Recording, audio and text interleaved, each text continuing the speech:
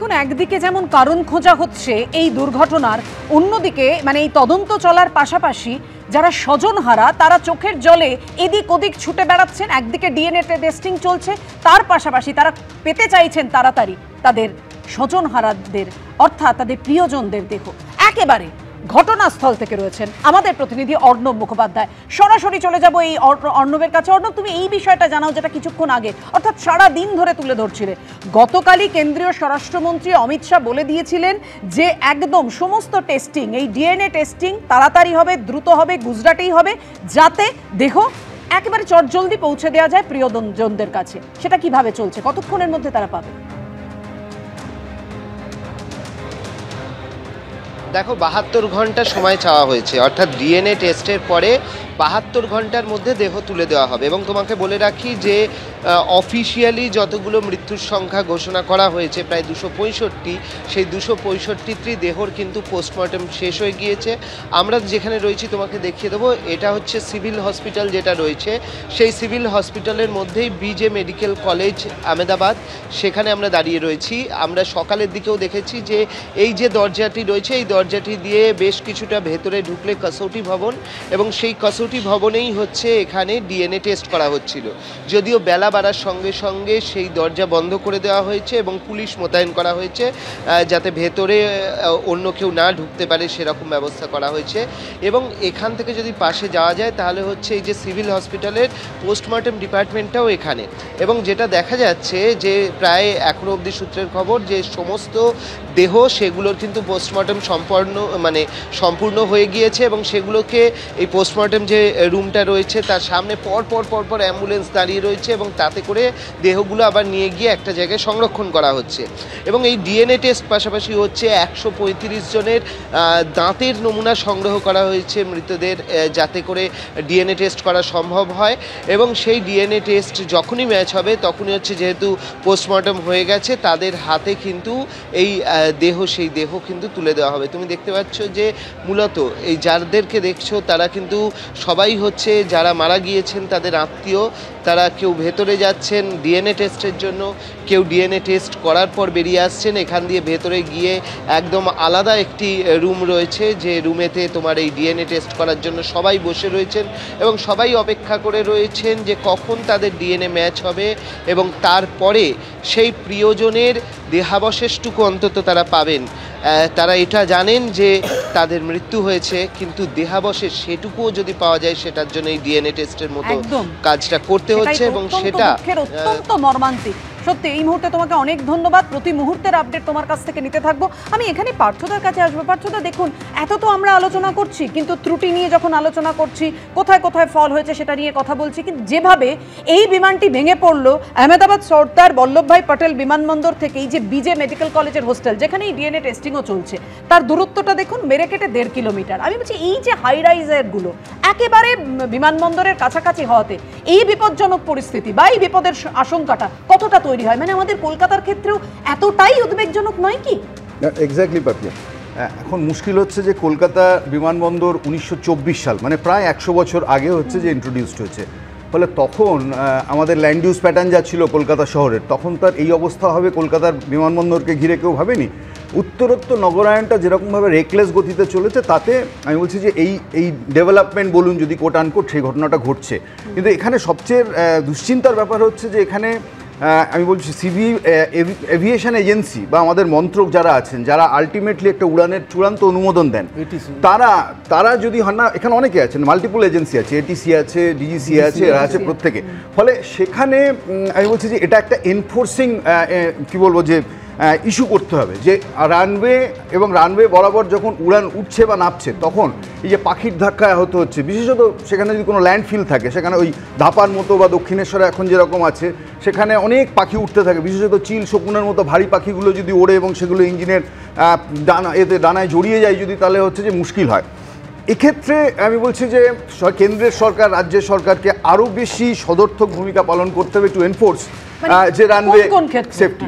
না, আমি বলছি আমাদের রাজ্যেও তো ভাঙড়ে শিফট করার কথা হয়েছিল একটা সময়, যে সেটা তুলনায় অনেকটা খালি জায়গা। আপনি যদি বললেন ফ্লাইং পাথ বরাবর জমি অধিগ্রহণের জট, সেই একই জিনিস আমাদের রাজ্যে এই ঘটনা ঘটলো। ফলে সেখানে ভাঙড় পরিত্যক্ত হলো। অন্ডাল একটা এয়ারপোর্ট চালু হয়েছে, সেটা তুলনামূলকভাবে মানে কি বলবো যে কম পপুলেশন ডেন্সিটির এলাকা, সেখানে বলছে এখনও পর্যন্ত উড়ান সেরকম পপুলার হয়নি। ফলে এই জিনিসটা কিন্তু নজর রাখতে হবে যে রাজ্য এবং কেন্দ্র উভয় সরকারকে। কিন্তু আমি আপনাকে যে জিনিসটা একটা জিনিস বলবো শুধু, যে দেখুন আমাদের রোড অ্যাক্সিডেন্টে আমরা অভ্যস্ত ভারতীয়রা, 4 মিনিটে একজন করে মানুষ মারা যান, মানে এই শো যখন শেষ হবে 15 জন মানুষ ভারতবর্ষে মারা গেছেন। আপনি দেখুন এয়ার ক্র্যাশে মারা যাওয়ার সংখ্যা কীরকম, 10 লক্ষ উড়ানের মধ্যে একটা উড়ান যদি ক্র্যাশ করে তাহলে এটা একটা ইন্টারন্যাশনাল নিউজ হয়। ফলে এর সংবেদনশীলতা নিয়ে আমাদের অনেক বেশি ভাবতে হবে, সুরক্ষা নিয়ে ভাবতে হবে, তার প্যাসেঞ্জার সেফটি নিয়ে ভাবতে হবে। এবং এই কারণের জন্য ইম্পর্টেন্ট, এই যে ব্ল্যাক বক্সের ইস্যু বলছিলেন না, আমি একটু বৃহত্তর প্রেক্ষিতে, যে ব্ল্যাক বক্স হচ্ছে ধ্বংস হয়ে যাওয়া বিমানের ধ্বংসের ইতিহাস খোঁজার জন্য আপনি এই ব্ল্যাক বক্স চাইছেন। আমি চাইছি যে এই কোম্পানি বোয়িং, তারা যে ড্রিমলাইনার তৈরি করে এর ম্যানুফ্যাকচারিং সেক্টরের একটা ব্ল্যাক বক্স বলতে যাবো, যে অর্থাৎ সৃষ্টির ইতিহাস। আপনি যদি সৃষ্টির ইতিহাসটা খুঁজতে যান তাহলে এই উড়ান এবং এই উড়ানের ইঞ্জিন, এটা খুব সফিস্টিকেটেড উড়ান, কিন্তু সেটা ত্রুটিমুক্ত নন। আপনি হুইসেল ব্লোয়ার হিসেবে জন বার্নার্ড, এ হচ্ছে যে এমনকি ফেডারেল এভিয়েশন এজেন্সি আমেরিকায়, সেখানে যে অভিযোগ করেছিলেন ড্রিমলাইনারের ত্রুটি নিয়ে, এবং তারপরে সেই ভদ্রলোককে গত বছর খুন হতে হয়েছে, এটাও ঠিক। ফলে এখানে প্রশ্ন হচ্ছে ড্রিমলাইনার কি সমস্ত প্রশ্নের ঊর্ধ্বে? স্বপ্নের উড়ান বলতে আমরা যা বোঝাই আসলে সেটা কি তাই নয় হয়তো। এবং এখানেই আত্মসমীক্ষার প্রয়োজন আছে যে ড্রিমলাইনারের উপরে যে পরিমাণ আমরা হচ্ছে যে মনে করছি খুব নিরাপদ একটি উড়ান নয়। এবং আমি আপনাকে লাস্ট যেটা বলবো, যে ভারতবর্ষে আইসিআরএ যারা হচ্ছে ক্রেডিট রেটিং এজেন্সি দেখবেন, তারা ভারতবর্ষের উড়ানের সবচেয়ে বড় বিপদ হিসেবে চিহ্নিত করেছেন ইঞ্জিনের সমস্যাকে।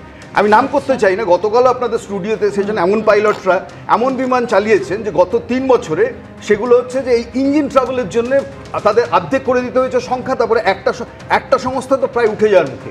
আমি বলছি এই অবস্থায় যখন আমরা পড়ছে ভারতবর্ষের বিমান, ইঞ্জিন ইজ অ্যান ইস্যু, সেখানে দাঁড়িয়ে কালকে দুর্ঘটনা কিন্তু আমাদের এই দুশ্চিন্তা আরো বেশি বাড়িয়ে দিল।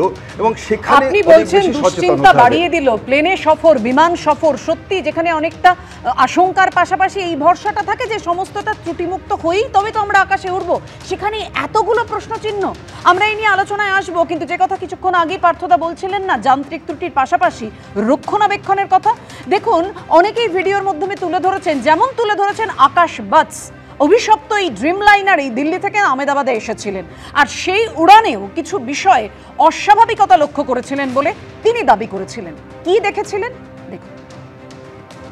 मैंने फ्लाइट बोर्ड करी दिल्ली से, वो वही सेम एयर बोइंग 787 ड्रीमलाइनर था जो कि कल AI-171 में क्रैश हुआ है। ये दिल्ली से फ्लाइट जब टेक ऑफ करी थी, ये AI-4231 बन के चली थी दिल्ली से। 10:13-14 पे ये लैंड हुआ है। फ्लाइट टेक ऑफ ओके था, कोई इशू नहीं लगा।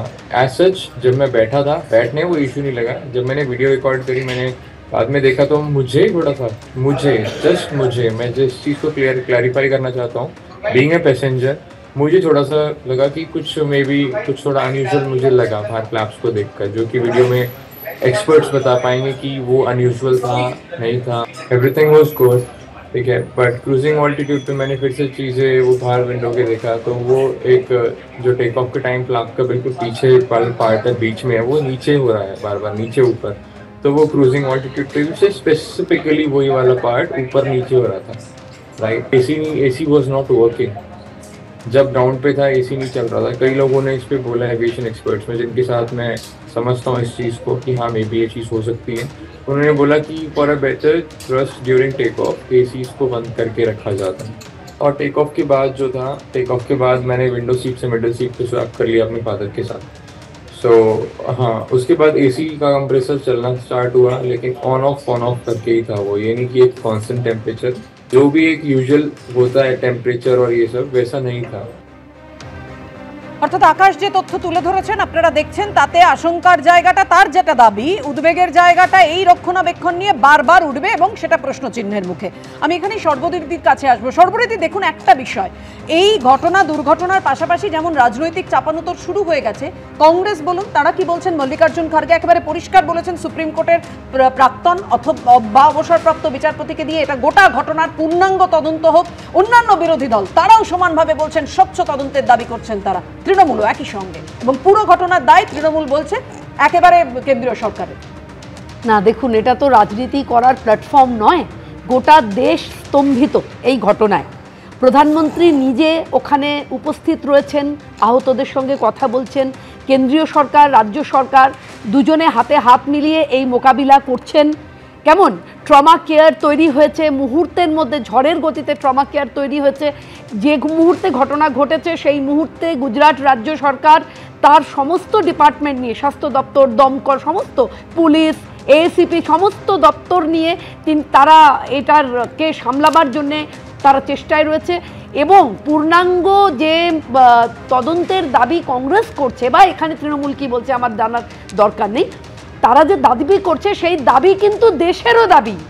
এটা এমন নয় যে তারা দাবি করছে আর দেশ বলছে পূর্ণাঙ্গ তদন্ত হবে না, তা নয়। কিন্তু পূর্ণাঙ্গ তদন্তটা দেশও চাইছে বলেই কিন্তু যে একেবারে ভারতের কেন্দ্রীয় বিমান দেশের বাইরে নই উদ্যোগে উচ্চ পর্যায়ের কমিটি তৈরি করা পূর্ণাঙ্গ খুব ছোট ছোট করে আমি একটু বলি, এটা তো এরকম নয়। জন কিটসের একটা কবিতা আছে এন্ডিমিয়ন, তাতে লেখা আছে there is not a fiercer hell than the failure in a great object. একটা মহান লক্ষ্যবস্তুতে ব্যর্থতার চেয়ে চরম নরক আর কিছু হতে পারে না। কেন বলছি, 2016-তে কথাটা বলিনি, তখন মোদি বলেছিল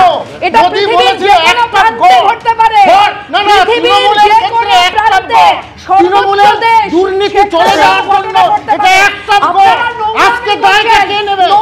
আজকে দায়টা কে নেবে? আজকে দায়টা কে নেবে? জানে না, নোংরামি নয়, আজকে মেইনটেনেন্স ইনফ্রাস্ট্রাকচার কে নেবে? আজকে না এইগুলো ঘটতে পারে, এই কথা বলতে হবে। এটাকে নোংরামি বলে। একটা কথা বলে সংসারে কারো থাকে দল, কারো থাকে দাবি, দায়টা কে নেবে? সরকার নেবে না। সরকার শুধু চালাবে আর পয়সা নেবে, পয়সা নেবে। চলতেই পারে, কিন্তু এবার একটু ভলিউম করলে হোক। কেননা দেখুন বারবার যখন উঠে আসছে এই দায় কে নেবে, কেননা এতগুলো মানুষের 265 জন মানুষের প্রাণ চলে গেছে, তাদের চোখের জল, এই যে প্রিয়জনকে খুঁজে বেড়ানোর জন্য তারা এদিক ওদিক দৌড়াদৌড়ি করছেন। আমি আসবো পাইলট সুমিত সেনের কাছে। সুমিত সেন, এই প্রশ্নটা থাকবে। দেখুন গতকাল যেভাবে এই ভয়ঙ্কর দুর্ঘটনাটি ঘটেছিল, বিমানটি যেভাবে ভেঙে পড়েছিল, বিস্ফোরণ আগে হয়েছিল না পরে হয়েছিল সেটা অবশ্যই আপনি যদি আপনার বলার মাধ্যমে তুলে ধরেন। অনেকেই বলছেন যে আপনাদের পরিভাষা এটাকে ফ্রি ফল বলে, সেটা ঠিক কি? এটা যদি একটু বুঝিয়ে বলেন। আর এই ব্ল্যাক বক্সের মধ্যে সমস্ত কিছু যে তথ্য লুকিয়ে রয়েছে, এই তদন্তের উদ্ঘাটন মানে রহস্যের উদ্ঘাটন করতে কতটা গুরুত্বপূর্ণ ভূমিকা পালন করবে?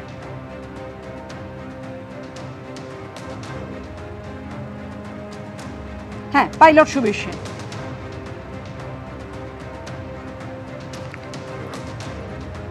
আপনি আমায় জিজ্ঞেস করছেন? হ্যাঁ, আপনাকে জিজ্ঞেস করলাম, প্লিজ। আচ্ছা, ওকে।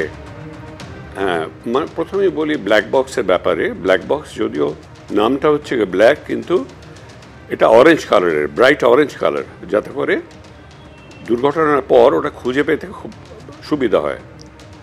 আর ওর দুটো এলিমেন্ট আছে, একটা হচ্ছে গিয়ে ককপিট ভয়েস রেকর্ডার সিভিআর, আর একটা হচ্ছে এফডিআর। সিভিআর হচ্ছে গিয়ে ককপিটে যে সমস্ত কথোপকথন হয় পাইলট কো পাইলটের সাথে, সেগুলো সব রেকর্ডেড থাকে। তো এমার্জেন্সির সময় বোঝা যায় যে কি কথা হয়েছিল লাস্ট মিনিটের সময়, বা অ্যাক্সিডেন্টের আগে বোঝা যায় যে কথাবার্তা কী হয়েছিল, টাওয়ারের সাথে কী হয়েছিল, নিজেদের মধ্যে কী কথাবার্তা হয়েছিল ইত্যাদি। আর আরেকটা জিনিস হচ্ছে এফডিআর, ওটা হচ্ছে ফ্লাইট ডেটা রেকর্ডার। তবে ফ্লাইটের এইটা হচ্ছে টেকনিক্যাল রেকর্ডিং, যে ফ্লাইটের উচ্চতা কত ছিল, কী রেটে ক্লাইম্ব করছিল, কোথায় টার্ন করলো, এই সমস্ত আর কি। তো সেইগুলো এটা খুঁজতে একটু সময় লাগে। তবে সিভিআর আমার মনে হয় 2 দিনের মধ্যে বেরিয়ে যাবে। এফডিআর একটু সময় লাগবে, কারণ এটা হচ্ছে গিয়ে স্পেশালাইজড ইন্সপেকশন, যেটা আপনার বাইরে থেকে আসবে, হয়তো বোয়িং কোম্পানি থেকে হয়তো আসবে, আমেরিকা থেকে, এবং তারাই বিশ্লেষণ করে জানাবে। সেটা that will take about a week or so, মানে মনে হয় আমার। যে একদম আপনি যেটা বলছেন 2-3 দিনের মধ্যে বেরিয়ে আসবে এই দুর্ঘটনার নেপথ্যের কি কারণ, আমাদের নজর থাকবে তদন্তের দিকে।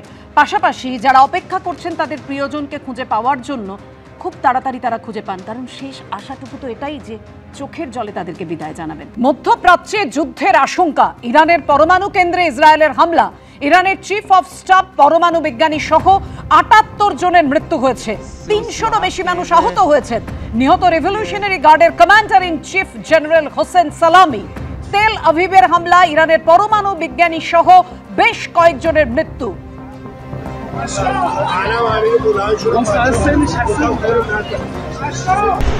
ساعت الان 3:37 دقیقه ورودی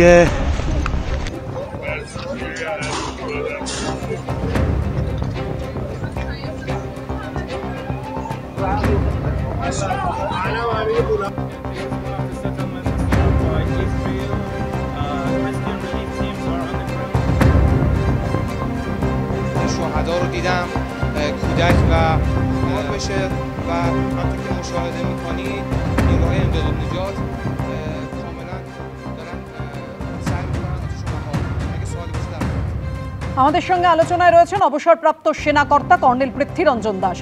কর্নেল দাস, আপনার কাছে এই কারণে আসতে চাইবো যে বিষয়টা জানার, যে দেখুন আমেরিকা এবং ইসরায়েলের বৈঠক, সেটার আগে কেন এরকম ভাবে ভয়ঙ্কর আমেরিকার ইরানের বৈঠক, তার আগে এরকম ভয়ঙ্কর আক্রমণের কারণ কি একেবারে বেছে বেছে পরমাণু কেন্দ্রে? এইটা আমরা যদি ভাবি যে ইসরায়েল নিজে করেছে আমেরিকাকে কিছু না জানিয়ে, সেটা ঠিক হবে না। আমেরিকার ইশারাতেই করেছে। আজ থেকে প্রায় ৪৪ বছর আগে 7 জুন 1981 সালে ইসরায়েলের 8টা F-16 প্লেন গিয়ে ইরানের ওরিয়া শহরে গিয়ে ওদের 70 মেগাওয়াটের পরমাণু চুল্লি ধ্বংস করে দেয়। তারপর থেকে ইরান আবার আস্তে আস্তে আস্তে আস্তে নিউক্লিয়ারের এনার্জি তৈরি করছে এবং ইরান বলে আসছে যে আমরা শান্তির জন্য এটা বানাচ্ছি, এবং আমেরিকার সাথে আলোচনা শুরু হয়ে গেছে। কিন্তু ইসরায়েল এখানে হঠাৎ আক্রমণ করে বসলো। এইটা একটা সর্বাত্মক আক্রমণ, কারণ এখন যদি আপনি আক্রমণের লিস্টটা দেখেন, তেহরান এবং মিলিটারি সাইটগুলির সারাউন্ডিং এরিয়াতে ওরা অ্যাটাক করেছে। সিটি অফ নাতাঞ্জ, যেখানে নাকি পরমাণু চুল্লি আছে, সেখানে ওরা অ্যাটাক করেছে, সেটাকে নিউট্রালাইজ করেছে। এবং আরেকটা হচ্ছে তাবরিজ, যেখানে এক্সপ্লোশন করে ওরা নিউক্লিয়ার রিসার্চ সেন্টারটাকে ধ্বংস করেছে। তারপরে আরেকটা জায়গা হচ্ছে city of Isfahan, south of Tehran. একদম কর্নেল দাস, যে কথা আপনি বলছেন পাকিস্তানও বুঝতে পারেনি। নানান ধরনের মন্তব্য শুধু নয়, যেভাবে ভয়ঙ্কর ঘটনা ঘটিয়েছে পাকিস্তান এই পাহেলগাঁওয়ে, এতজন মানুষের মৃত্যু হয়ে গেছে, হামলা হলে যে প্রত্যাঘাত হয় সেটাও কিন্তু পাকিস্তান বুঝতে পারেনি, এবং তারপর ভারত অপারেশন সিঁদুর করে একেবারে সমুচিত জবাব দিয়েছে। হ্যাঁ, কিন্তু এখন ইরান কতটা এটাকে করতে পারবে? ইরান অলরেডি 100টা করেছে, ড্রোন অ্যাটাক করেছে, কোনো ড্রোনই টার্গেটে পৌঁছায়নি। এবং আমি দেখলাম যে যেটা লেটেস্ট খবর দেখলাম যে পেট্রোলের দাম $60 পার ব্যারেল থেকে উঠে চলে গিয়েছিল $72, সেইটা আবার নেমে 66-এ চলে এসেছে। তো একটা স্থিতাবস্থার মতো অবস্থা দিকে এগোচ্ছে। ইসরায়েল তার নেতানিয়াহু টিভিতে বলেছে সমস্ত নাগরিককে সেফ শেল্টারে যেতে, তারপরে আবার শুনলাম যে ক্লিয়ারেন্স দিয়ে দিয়েছে তা তোমরা এখন ফিরে আসতে পারো।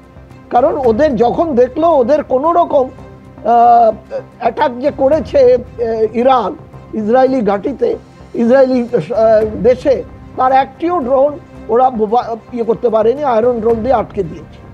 এখন এটা ভারতের পক্ষে কতটা বিপদ হতে পারে বলে আপনি মনে করছেন?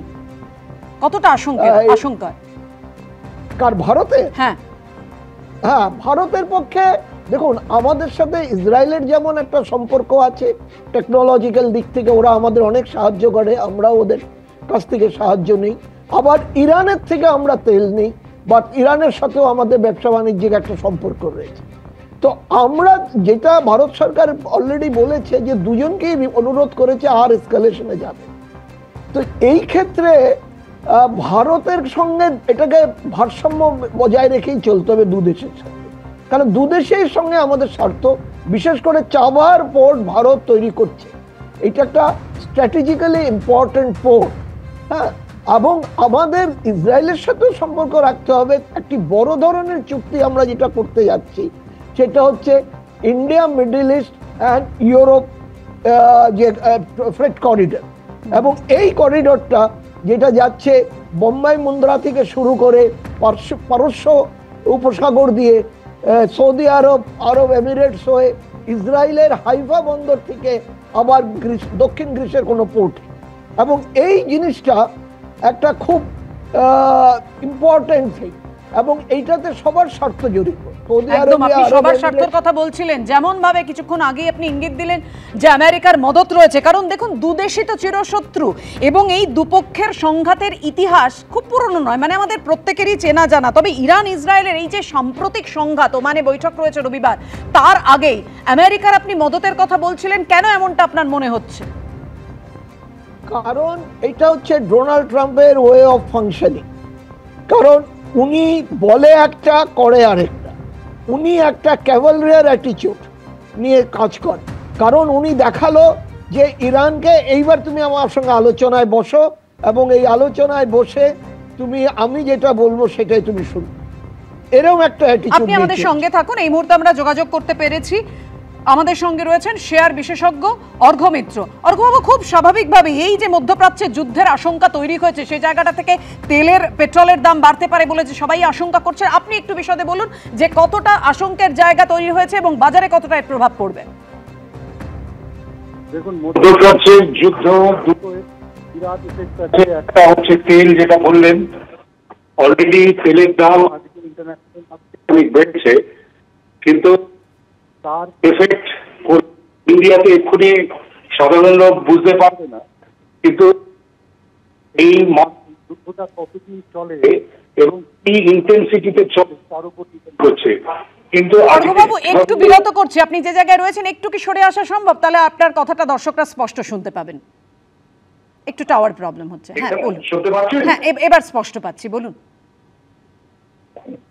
মধ্যপ্রাচ্যের যুদ্ধ মানেই তার একটা এফেক্ট সবচেয়ে আগে যেটা হয় সেটা হচ্ছে তেল। তেলের উপর ইন্ডিয়ান ইকোনমি লার্জলি ডিপেন্ডেন্ট, কারণ আমাদের 80% তেল আমরা ইম্পোর্ট করি। তেলের দাম বাড়লে আমাদের ইন্ডিয়ান ইকোনমিতে একটা বিরাট এফেক্ট পড়বে। এবং যেভাবে আজকে যুদ্ধ শুরু হয়েছে এবং একটা পারমাণবিক যুদ্ধের দিকে যাচ্ছে, কাজের যুদ্ধটা এখন কতদিন এবং কি ইন্টেন্সিটিতে হবে তার উপর ডিপেন্ড করছে। একদম, আপনার কথা খুব স্পষ্টভাবে আমাদের কাছে এসে পৌঁছচ্ছে না এই মুহূর্তে। আপনাকে অনেক ধন্যবাদ, অবশ্যই পরে আপনার কথা শুনবো। কারণ এই যেটা জানি রাখি, অভিরূপ সরকার অর্থনীতিবিদ, তিনি কি বলছেন এই যে বাজারে এই বিপর্যয় নিয়ে, দেখুন কি বলছেন। তেলের দাম বেড়ে গেলে সরাসরি আমাদের দেশে মূল্যবৃদ্ধি হবে, এ বিষয়ে কোনো সন্দেহ নেই। আমাদের তেলের অনেকটাই, বেশিরভাগটাই আমদানি করতে হয়। তার ফলে বিদেশের বাজারে, আন্তর্জাতিক বাজারে যদি তেলের দাম বেড়ে যায়, তাহলে আমাদের দেশেও তেলের দাম বাড়বে, এবং তেলের দাম বাড়লে সমস্ত জিনিসের দাম বাড়বে। তাতে সাধারণ মানুষ, গরিব মানুষ সকলেই ক্ষতিগ্রস্ত হবেন। ভারতকে তার তেলের অনেকটাই আমদানি করতে হয়, ভারতের আমদানি বেড়ে যাবে। অর্থাৎ আমাদের আমদানি যদি রপ্তানির থেকে বেশি হয়, তাহলে আমাদের টাকার অবমূল্যায়ন হবে, এটাই স্বাভাবিক। সত্যি খুব স্বাভাবিক এবং একেবারে সোজা অঙ্ক। তেলের দাম বাড়লে জিনিসপত্রের দাম বাড়বে এবং সেখানে আমজনতা কতটা সমস্যায় পড়বে। আমাদের নজর থাকবে এই খবরের দিকে। পাশাপাশি গতকাল থেকে যে খবরে আমরা নজর রেখেছি, ভয়ঙ্কর বিমান বিপর্যয়, ব্ল্যাক বক্স উদ্ধার হয়েছে, কিন্তু তার মাধ্যমে কতটা রহস্যের সমাধান হতে পারে, আর কি আপডেট রয়েছে দেবস্মিতা?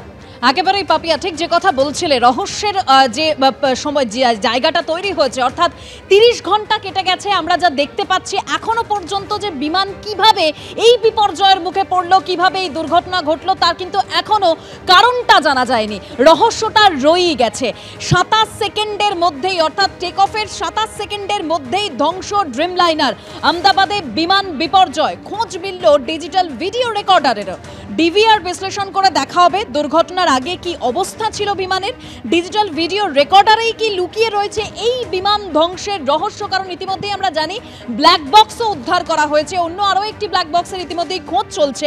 উদ্ধার AI-171 এর একটি ব্ল্যাক বক্স, খোঁজ চলছে আরেকটি ব্ল্যাক বক্সের, এবং যে ব্ল্যাক বক্সটি উদ্ধার হয়েছে তার ছবি আপনাদের সামনে রেখেছি। আর যে ডিজিটাল ভিডিও রেকর্ডার উদ্ধার করা হয়েছে সেই ছবিও আপনারা দেখতে পেলেন। কিন্তু ভেঙে পড়ার পরেই এই বিমানটিতে আগুন ধরে যায় এরকমই বিশেষজ্ঞরা তারা মনে করছেন।